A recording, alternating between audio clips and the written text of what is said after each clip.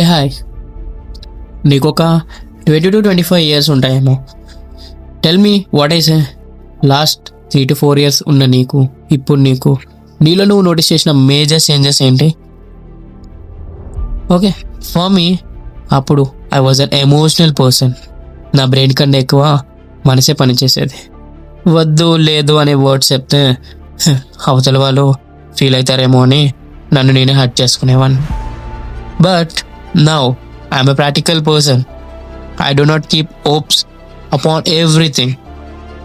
But if I do, I do not just pray for it. I work hard. మనుషుల నుంచి పెద్దగా ఏం expect చేయను.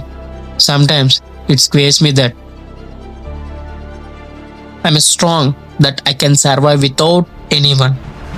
And thanks for all the lessons. It's just fucking painful, but now నా మనసు కన్నా ఎక్కువ నా బుర్రనే వాడాలని నేర్పించాయి. And what about you?